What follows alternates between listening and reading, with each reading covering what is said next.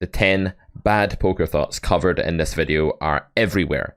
You will hear them on commentary for the main event at the World Series of Poker. You'll hear them on some high-stakes live cash game stream. You'll hear them from coaches, Twitch streamers, YouTubers. You'll hear them everywhere. This video might upset you a little bit. You might think, but I always think like that, and I've got used to thinking like that, and I don't want to stop having that thought. But I'm telling you that you need to. Let's get into it, and I hope that we can debunk a few of these myths and get some of these bad poker thoughts out of your game.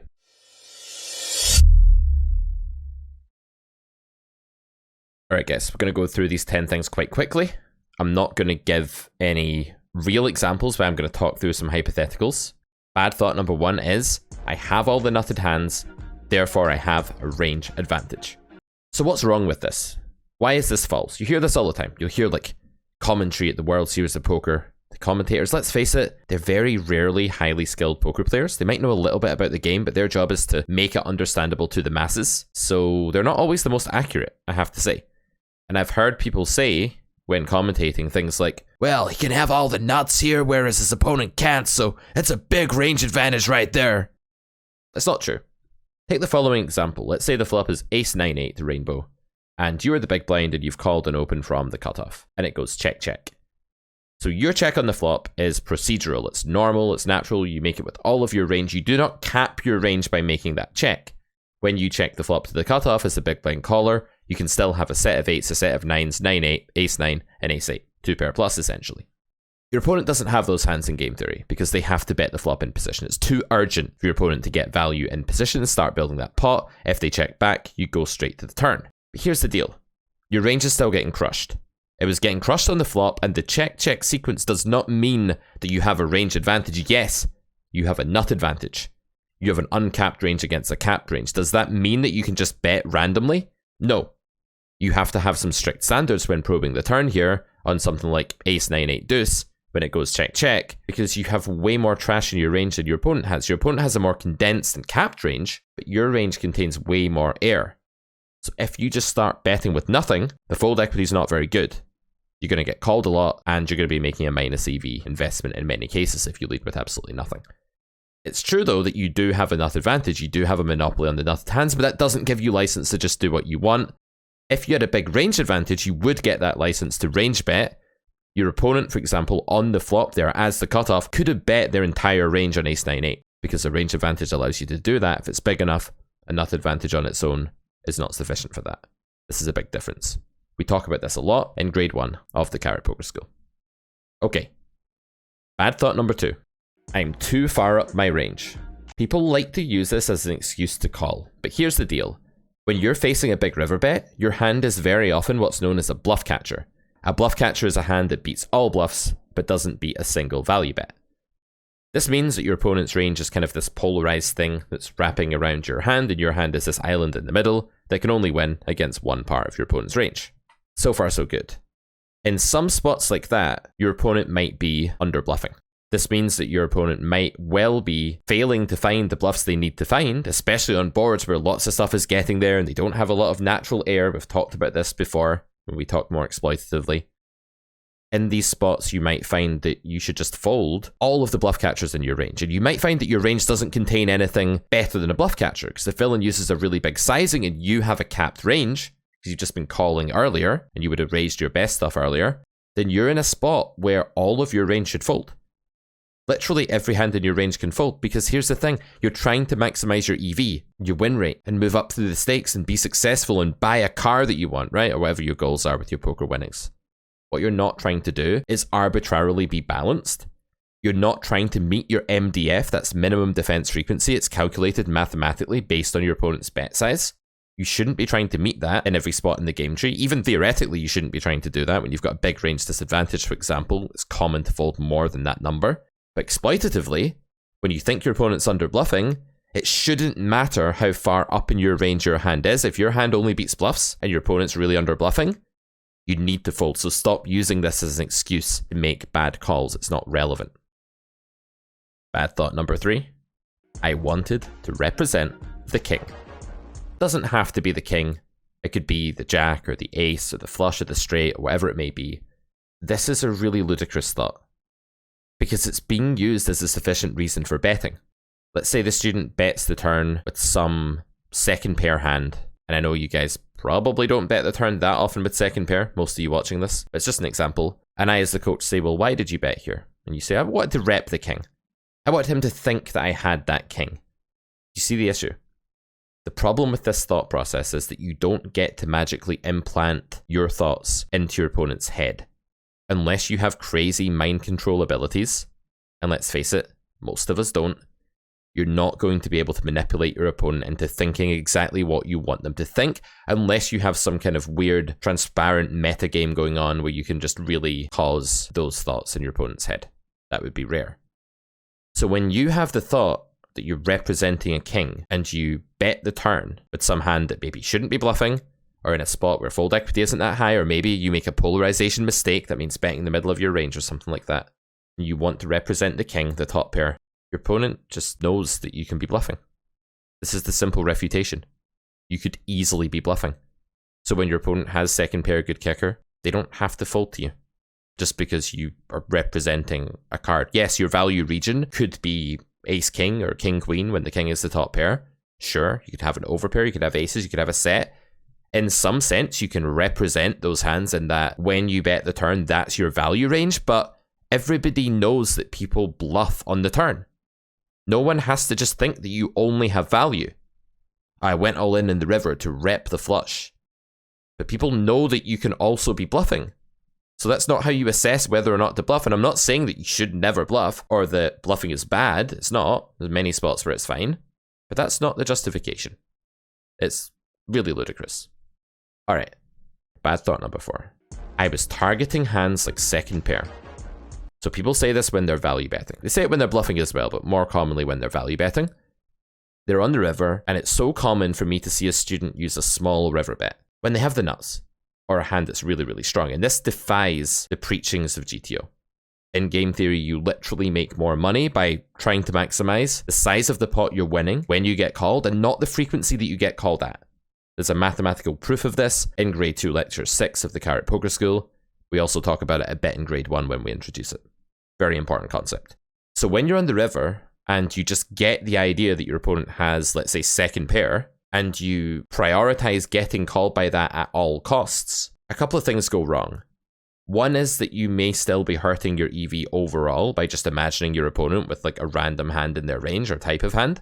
And secondly, you don't even know if they're going to call you or not if you go bigger. It's really common to go overbet the river and get called by some second pair with decent blockers in GTO. That can absolutely happen. There are even spots where second pair should call more often than top pair based on blockers.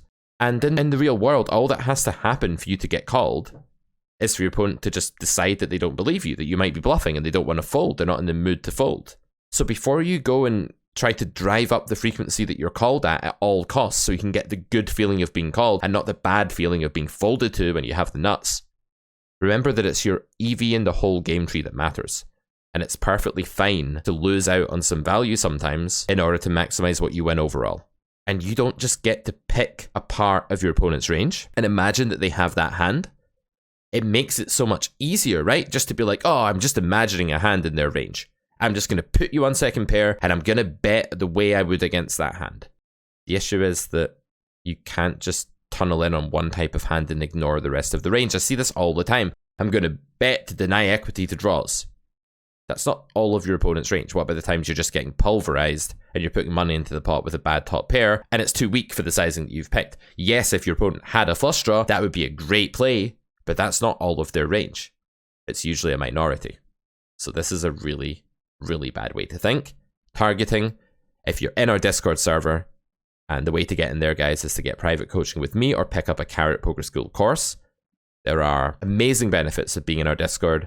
There's 6 hand channels, each run by a professional poker player, a very strong analytical poker player that will give you feedback on your hand when you post in there. But there are some rules with our Discord. They're not really rules. Like, we're not going to reprimand you or boot you out if you violate them, but there are guidelines. And one of them is, don't say targeting in this concept. There's other banned terms that you're not allowed to say. We have a little funny tag that we give people called the doghouse. And when you violate one of these rules, you say one of the banned terms, we call your name Brown for a while. It's just a bit of fun. It's a laugh. It's not really bullying. Or is it? How would it feel to be on the other end of that? Now let's go with it not being bullying. But yeah, it's actually a really funny place, jokes aside. It's a really nice community, but we do have these lists of words that will get you in trouble, and we try to stop you saying them. And one of them is targeting. Yeah, we're kind of the thought police. It's a bit Orwellian. We're trying to stop you saying things, but it's for your own good. But not in a cancel culture kind of way. In a really geeky academic way. So targeting is banned. Alright, next up, I bet because I block the straight. Man, blockers. They're so easy to grab onto because when you look at a solver, you're looking at like GTO Wizard or Pio or something, and they're right in your face. You can see the blockers, you can see the function they're having. And the solver will react really strongly to them because the solver's job is to maximize EV in this really difficult landscape where your opponent's playing perfectly. And when your opponent's getting all of their call frequencies and bet frequencies and bluff frequencies right, there aren't any holes in their game. And the only way you can really maximize your EV when you're bluffing on the river, for example, is to bluff the combo with the right blockers that gains as much EV as possible given the way your opponent is using their blockers. But in the real world, there are these big, massive imbalances that are so much more important. If you can't understand how you've reached the spot, what the game theory would actually say about the strength of your hand, your equity, do you have showdown value, do you need to bluff, can you value bet, if so, what sizing? If you don't understand that stuff, going to blockers is ridiculous. It's not going to get you anywhere. Blockers are like goal difference in football, aka soccer. Soccer is the real thing that should be meant by football, not the weird game with the kicking of the thing and running up the field and trying to catch. Not that game with the oval ball. We don't like that game. That game is silly. Like the action stops all the time for no reason. There's commercial breaks every 2 seconds. What a bad game. But blockers are like goal difference in soccer. Like at the end of the season, if you happen to have exactly 114 points in the league and so does some other team, your goal difference is going to matter. But it's not the thing that you should prioritize. You should always try to prioritize winning games of football, not winning them by massive margins. Although, of course, that's nice. It doesn't really get you much further ahead than just winning the game would. So if you don't understand what your range is doing, what your opponent's range is doing, what the equity of your hand is, what the action was and what it means, what the positional configuration is and what that means for ranges, and all of that stuff, going to blockers is absurd. It's the wrong priority. Okay. Number 6. Here's an example of a bad thought that someone may have about their own results. My win rate is 4 BB per 100 over 36k hands. Why is this a bad thought? Assumption the student has made here, which is really going to delude them and cause them problems seeing reality going forward, is that the win rate that they can observe over that small sample of 36,000 hands is their true win rate. There's an enormous amount of standard deviation between observed win rates in that small sample size, especially in high volatility games like online 6-max cash. If you're playing like online full ring with a bunch of nitty players, the standard deviation might be a bit lower. If you're playing 1-2 live with a massive win rate, you can probably guarantee that you can win over 36k hands, but there will still be fluctuation between one stretch of 36k and the next. But when you're playing in 6-max Zoom or something, 50 NL, even a game like that, like kind of low stakes, the variance is still obscene, and you might be a losing player. You might be a bigger winner than that. You might be a break-even player. You don't actually know your worth through feedback over that kind of sample. But it's so easy to think that that's how you're doing, and then when your win rate falls off a cliff the next week, that wasn't actually because your game's fallen apart. You may think it is because you've internalized this idea that you are a 4 BB winner. It's actually just variance. And maybe you weren't even playing that well before. Maybe you're playing better in the next 36k where you have a lower observed win rate. That can definitely happen. If you look at the long-term graph of a crusher who's winning at, let's say, 4 or 5 BB per 100 or something like that in a really tough game, over something like 500,000 hands, they may have like 150k of break-even, 80k of losing here or there. It really is important to understand that you never actually see your true win rate. You just see your observed win rate. But that your true win rate, it's there in the background, it's something. But you're not going to see it until you play tons of hands, and even then you're not going to see it because your game evolves and it's going to be stronger 1 month than it was the last month, hopefully, if you're working on it. So let's stop saying my win rate is as if it's this identity tag that's attached to your shirt. Instead, let's just say I've seen an observed win rate of this, and then we can speculate about a range of win rates that we might actually have. Even that should be ever changing and evolving. The other day, a student posted a hand in our Discord server in my hand channel. So I'm one of the proud owners of a hand channel on the server, and sometimes students seek my advice. Sometimes they seek the advice of other coaches on there. They take whatever hand channel is open and vacant where there isn't currently a hand being discussed. And this hand that was posted, the student had made a turn call, and I think his sole justification for calling the turn bet with a fairly awful hand was this card is better for my range than for my opponents. So, bad thought number 7 is I call because this card is better for my range than his. Okay, so that may be true. Maybe the turn card is good for your range, but if you're deciding to call a bet, then it has to be because you think that you win the pot often enough, or that you have enough EV. You can get EV from your equity. That's the most direct way, just by having a hand that can win at showdown X% of the time against your opponent's range. You can also get EV from implied odds, or from making your opponent fold later. But that's what matters. The EV of calling, is it better than the EV of folding, which is always 0, right? So it's easy in a sense to compare it to that reference point of 0 chips. So if a card is good for your range, and you call a bet, you've not generated any fold equity. If your hand is a really bad bluff catcher with bad blockers and bad improvability, and maybe your opponent's bluffs are really live against it, you'll still be losing by calling, even if you have a lot of other hands that are better in your range. In fact, the fact that you have a lot of better hands in your range is testament to the fact you should be folding this one, at least in theory.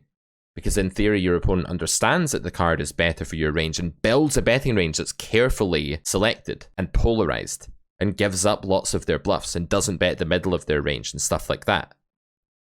So just because you start off with a range advantage when a turn card lands, you don't necessarily keep that when your opponent splits their range by polarizing and betting. And even if you did keep that, you still couldn't call a really terrible hand, necessarily. I hear people throw around range advantage like it's this magical thing, like this card is better for me, therefore I just wave my magical wand and everything works out. You have to be able to track that to EV. Why does range advantage cause you to range bet the flop when it's big enough? That's because your opponent has to fold more often than the break-even point for your bluffs by quite some distance. So your bluffs are printing money. It's also because, in that scenario, if you don't bet your nutted hands, they don't bet much on the next street, because they've got disadvantage, so you want to build the pot. So range advantage has some real repercussions, but not in the sense that you can just do whatever you want with any hand whenever it exists. So don't take it too far. Point number 8. This one has become more and more common in recent years as tools like GTO Wizard and other online solvers have become commonplace. Point number 8, bad thought number 8 is, the solver said it was fine. One problem with this is that your play accidentally being fine doesn't necessarily help you. Like if you make a play, you have no idea whether it was a good bluff or a bad bluff, but the solver happens to like it, but you're not able to explain why it likes it. I used to teach students who would make plays, get feedback from a solver, give them a tag in Poker Tracker like good bluff. I'd go into it, be like, why was this a good bluff? Well, the solver liked it. This doesn't help you decipher when to bluff in future and when not to. This is a totally useless metric. The second reason that the solver said it was fine is a horrible way to approach your poker learning. And this goes for solver hates my play as well, by the way. Although if it really hates it, there might be something quite theoretically up with it. But back to my point, the other reason why solver said it was fine is problematic is that it might only be fine by a little bit in theory. It might be like, okay, you can do this, but it's a mix, it's break even, it's as good as not bluffing. In the real world, if that spot's grossly underfolded, like it's a spot where your opponent's range is too strong and your opponent's a weaker player who's not going to fold a range with too much absolute hand strength in it, you might need someone to fold trips sometimes to make a certain play, for example, in theory, and the solver's doing that, but your opponent's not, then the play's not okay. A play is not okay whenever a solver says it is. In other words, the solver saying that your play is the best play or equal to the best play does not mean that that's true in reality. Your play might be horrible. You might be folding a hand that the solver mixes fold with because it thinks it's 0 EV in a spot where your opponent's massively overbluffing because their range is too wide and they don't know how to give up enough. There's loads of other examples of this, but let's move on. Point number 9, classic, the age-old, I bet for protection here. You get this all the time on like televised poker, and I guess I mean like streamed poker these days since no one has like real televisions anymore. We're all watching shit with like VR glasses on, just lying in our beds, like eating potato chips, crisps, if you're from the UK, Doritos, virtual reality glasses. They just fucking not even needing to pick up a remote or anything. That's life these days, right? Or at least it will be in like a year. These commentators, these YouTubers, Twitch streamers who have some idea what's going on, but not much. In other words, they have a dangerous level of knowledge. They have the kind of level of knowledge that makes them think they know what they're talking about, but they truly don't. They'll say, oh my god, he didn't bet for protection here. And then like the opponent will hit their card on the river, and it'll be like, what a huge mistake! When in fact there are very good reasons for checking. And with every action in poker, there are probably some pros and some cons. That's to say, there are some branches of the game tree that are good for that action, and there are some that are bad. So when I don't bet my top pair decent kicker on the turn a second time, that's usually not a mistake. It's an optional thing for me to do, and I can put that in my checking range, not just to protect my checking range, but because checking and betting are equal EV, at least as far as I know. So when the opponent hits the river with a hand that they would have folded on the turn had I bet, that makes it look, in that one instance, like betting was mandatory and I made a big mistake by not betting, but that's not true because checking garners other advantages. Checking allows my opponent to bet a terrible hand on the river as a bluff that they would have been folding had I bet the turn. Checking allows me to lose less money against the nuts. Checking allows me to see the river against the hand that would have raised me when I would have bet folded. Stuff like this, right? So checking has some advantages too. Protection's not a main reason for betting. It's a little bit of salt on the fries. You'd rather eat the fries without salt than the salt without fries, right? So you can bet for value with or without protection, but you can't bet for protection without value. So if you don't have a value bet, if you don't have a hand that's strong enough to be a mandatory value bet, you normally don't have to bet, even if you would get some protection by betting, because that protection's being traded off against something else. When you bet and your opponent folds some hand, you'll lose something else in a different part of the game tree. You could have got more money by checking. Yes, there are some hands that we have to value bet, and there are some spots where we have to bluff.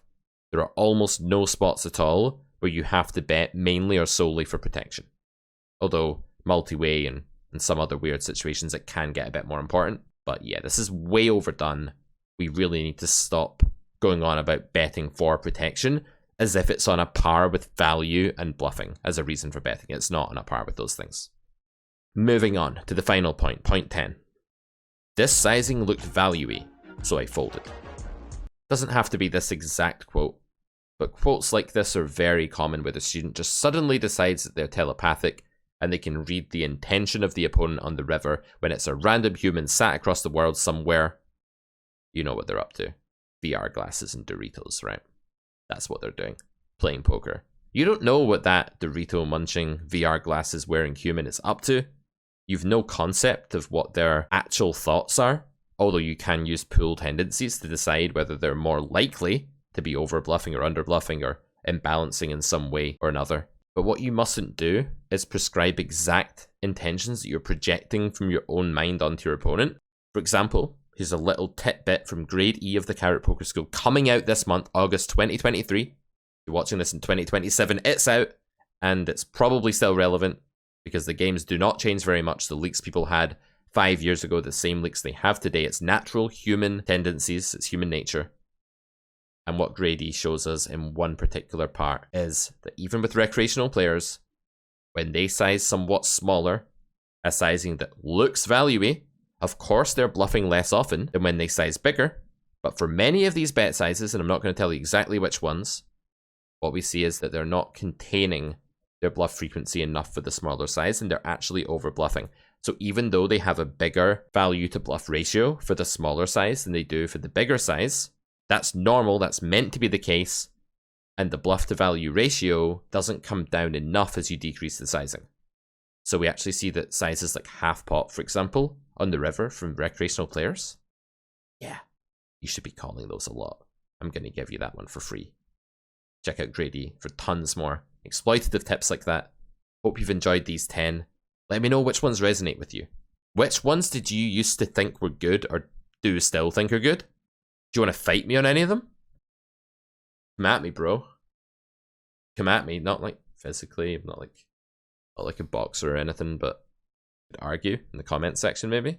If you'd like that, would you like that? Yeah. Or you could actually just list the ones that apply to you.